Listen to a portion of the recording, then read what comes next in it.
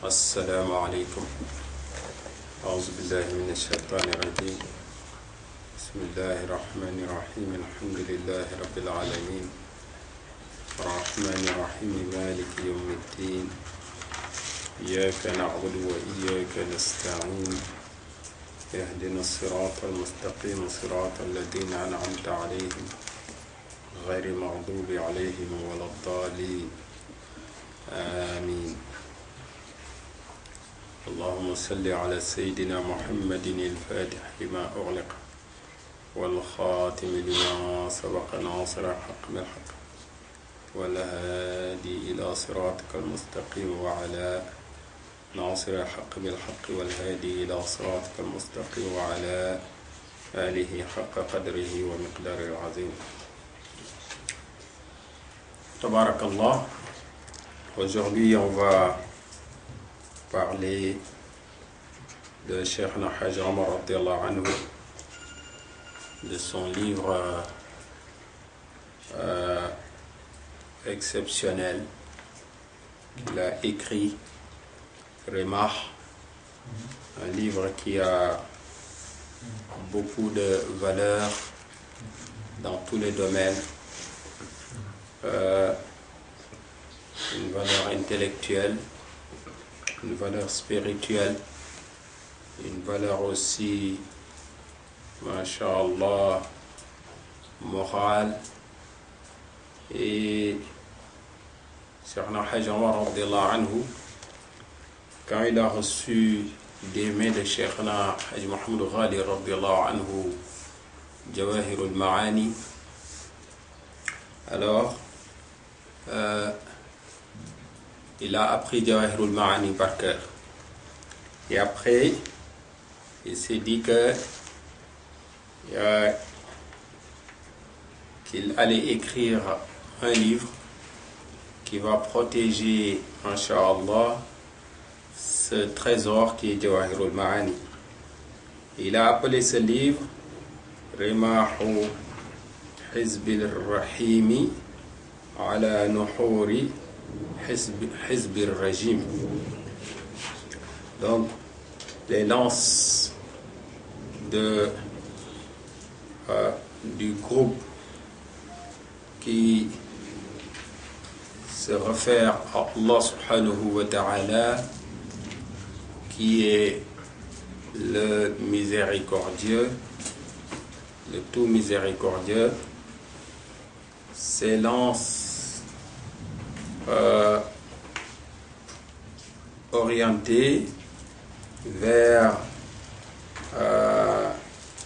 ceux-là qui constituent le groupe de Shaitan, vers les gorges de ces gens-là qui sont dans l'équipe de Shaitan. Et comme vous le savez, à tout moment, il y a toujours des gens qui se réfèrent à Allah subhanahu wa ta'ala, comme il y a toujours des gens qui se réfèrent à Shaitan.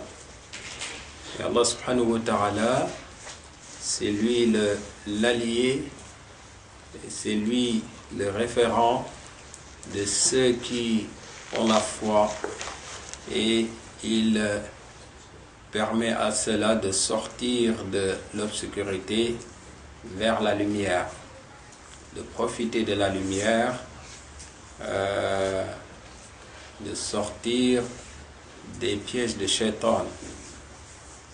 Et ceux qui ont comme allié Shaitan, alors ils dépendent de Shaitan, et Shaitan fait de ces gens-là tout ce qu'il veut.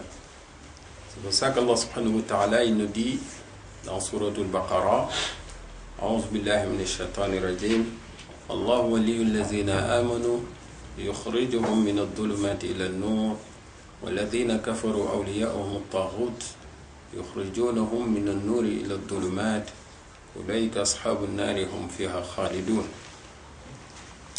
Alors, il y a ces deux entités dans la vie, ceux qui sont dans la vérité, qui sont avec Allah subhanahu wa ta'ala, et ceux qui sont dans l'erreur, qui sont avec Shaitan. Ceux qui sont dans la lumière, ceux qui sont dans l'obscurité. ceux qui sont sur le droit chemin et ceux qui sont dans ce qu'Allah subhanahu wa ta'ala il appelle dans le Coran as-subul. Wala tattabi'u as-subul.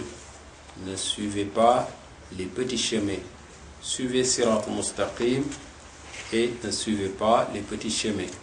Rasul sallallahu alayhi wa sallam, il avait fait un petit croquis en faisant un trait droit qui indiquait que c'était sirat mustaqim. Et de part et d'autre de ce trait, il avait mis de tout petits traits qui indiquaient que c'était les subul. Donc, les petits chemins qui dévient de la sirat mustaqim.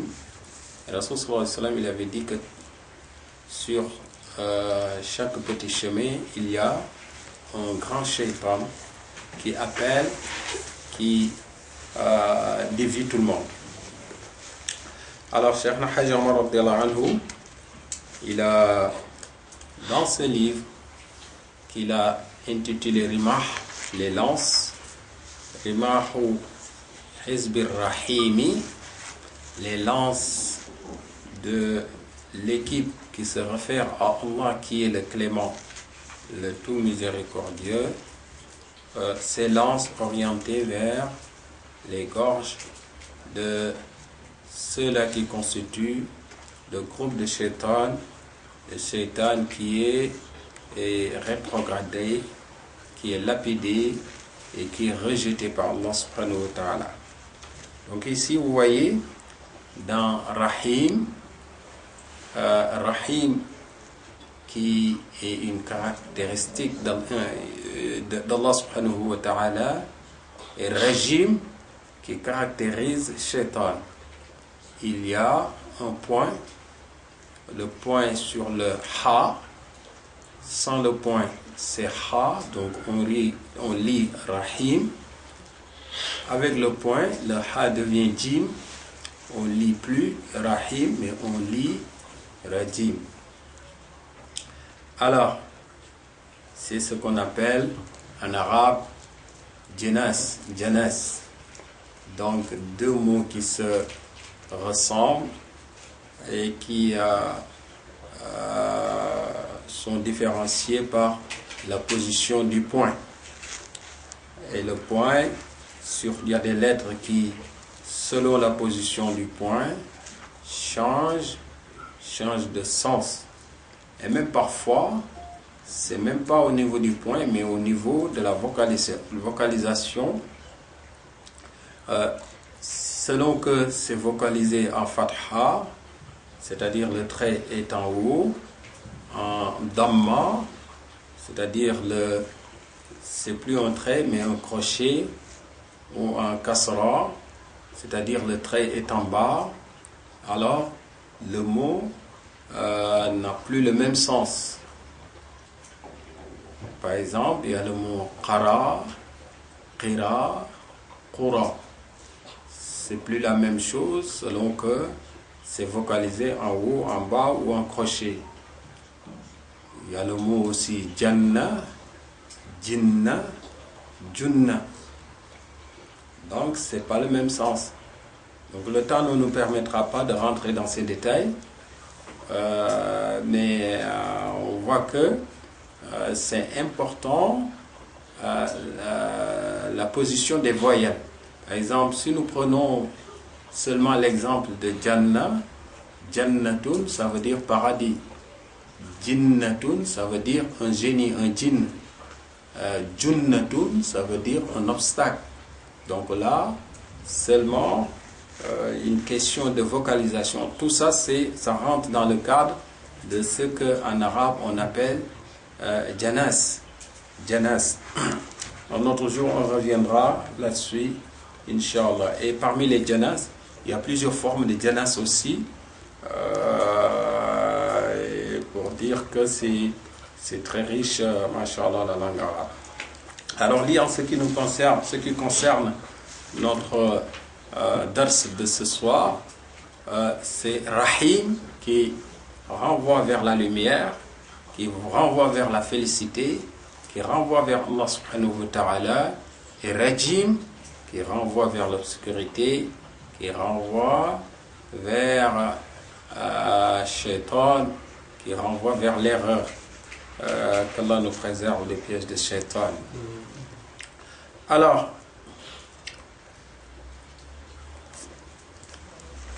donc dans ce livre, Cheikh Hajj Omar radiallahu anhu, il a fait plusieurs chapitres, mais aujourd'hui on va juste parler un tout petit peu du premier chapitre, et on reviendra là-dessus Inch'Allah.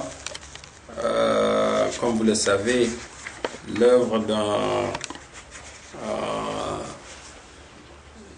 j'allais dire un intellectuel, un poète, un cheikh, un alim, un savant, les titres concernant Cheikh Hajj Omar, on ne pourra jamais épuiser les titres, et quelle que soit l'éloquence de ces titres, on n'arrivera jamais à bien cerner sa personnalité. Alors il y a quelqu'un qui m'a dit aujourd'hui que il avait discuté avec le Mufti d'Égypte. On avait parlé de ce Mufti il y a quelques semaines. Il avait discuté avec lui concernant Cheikh Hajj Omar, mais il était surpris comment le Mufti d'Égypte connaissait Cheikh Hajj Omar. Il était surpris de la façon dont il maîtrisait même sa dimension intellectuelle, spirituelle. Il connaissait même ses parents, le nom de ses parents. Donc pour vous dire que Cheikh Hajj Omar, c'est un personnage qui est multidimensionnel, un personnage qui est international. En Égypte, c'est vrai, il est passé par là-bas, mais il avait laissé des traces qui continuent à marquer les sommités intellectuelles, spirituelles et religieuses de ce pays-là, mais même au-delà de ce pays. Alors, on parle aujourd'hui fil ijabati an ahlillahi, le fait de répondre à l'appel à les gens de Dieu, de répondre à l'appel des awliya, de se retrouver à côté de ceux-là qui continuent la mission du prophète sallallahu alayhi wa sallam pour, masha'Allah, perpétuer ce travail des prophètes. Cheikh Hajj Omar, il a fait tout un chapitre sur ce point-là. Est-ce que c'est nécessaire pour le musulman de se retrouver aux côtés d'un cheikh, d'être avec un cheikh et de vivre, masha'Allah, sa religion avec une dimension spirituelle? Vous voyez que la religion n'est pas la religion s'il n'y a pas la dimension spirituelle. S'il n'y a pas la dimension spirituelle dans la religion, dans l'islam, ça revient comme une doctrine ou une philosophie ou un courant comme nous en avons connu, des courants littéraires, des courants dans le domaine de l'art. Il y a eu des courants dans le domaine de l'art, dans le domaine de la littérature, il y a eu des courants aussi. Dans plusieurs domaines de la vie, il y a eu des courants. Alors, s'il n'y a pas l'aspect spirituel dans la religion, alors la religion devient tout simplement un courant comme parmi tant d'autres. Alors, Cheikh Hajj Omar, il nous parle de l'importance de répondre à ces mashayikh et d'être avec eux dans ce travail pour être le plus proche d'Allah subhanahu wa ta'ala et acquérir aussi des degrés en matière de spiritualité et faire tomber aussi les barrières qui nous séparent de la réalité d'Allah subhanahu wa ta'ala de la réalité du prophète Muhammad sallallahu alayhi wa sallam. Wa ta'awanu 'ala al-birri wa taqwa. Alors entre-aidez-vous pour faire du bien. Entre-aidez-vous pour, masha'Allah, craindre le plus Allah subhanahu wa ta'ala, pour faire profiter à d'autres, masha'Allah, ce qu'il y a comme trésor dans cette religion.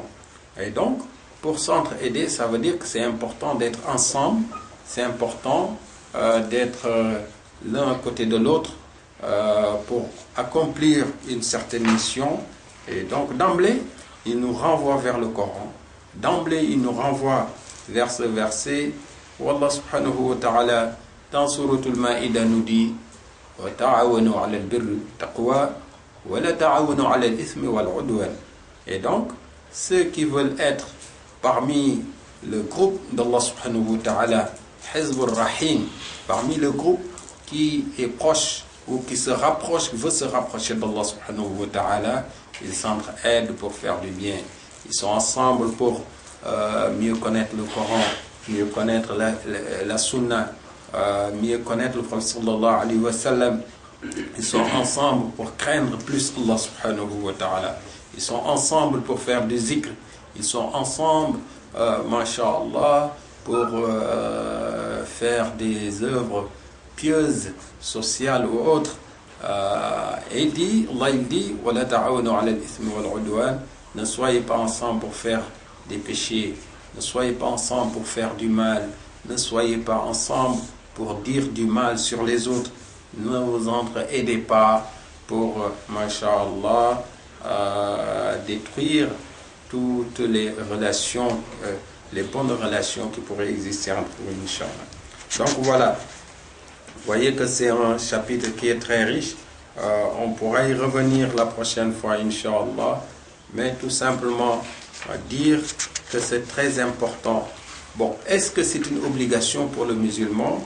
Si tu n'as pas un cher, si tu n'es pas avec un cher, tu n'es pas musulman. Non, la question ne se pose pas de cette façon.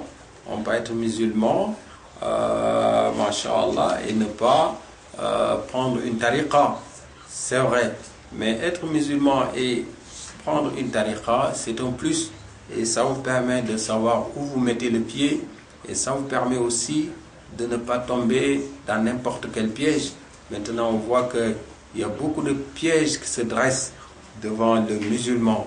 Le musulman qui veut connaître davantage sa religion. Le musulman qui veut se rapprocher d'Allah subhanahu wa ta'ala, qui veut faire des actes pieux. Et assez souvent, il y a des pièges. Ça peut lui arriver de prendre le mauvais chemin et en croyant qu'il est en train de bien faire. Et malheureusement, la finalité, c'est jamais ce qu'il attendait. Donc, Inch'Allah, on va s'arrêter là. On va demander qu'Allah subhanahu wa ta'ala nous maintienne dans l'amour, la mahabba, Cheikh Hajj Omar radiallahu anhu, nous maintient dans cette tariqa et nous donne l'amour de Sayyidina Muhammad sallallahu alayhi wa sallam. أقول قولي هذا واستغفر الله لي ولكم ولوالدي ولوالديكم. اللهم اغفر لي ولوالدي وللمؤمنين والمؤمنات والمسلمين والمسلمات الأحياء منهم والأموات. اللهم رضي عن شيخنا أحمد التيجاني شريف رضي الله تعالى عنه وعن سائر خلفائه ومقدميه وعن سائر أولاده وعن سائر مشايخنا المجيزين لنا والمفيدين لنا عن سيدنا الشيخ أحمد التيجاني شريف رضي الله تعالى عنه. اللهم أعنا على ذكرك وشكرك وحسن عبادتك. اللهم أعنا على قراءة الورد اللازم. اللهم أعنا على قراءة ذكر الوظيفة. اللهم أعنا على قراءة الهيللة بجاه سيدنا الشيخ أحمد التيجاني شرف رضي الله تعالى عنه والله أعلم. اللهم صل على سيدنا محمد الفاتح لما أغلق والخاتم لما سبق ناصر والهادي إلى صراطك المستقيم وعلى آله حق قدره ومقداره العظيم. سبحان ربك رب العزة عما يصفون وسلام على المرسلين والحمد لله رب العالمين.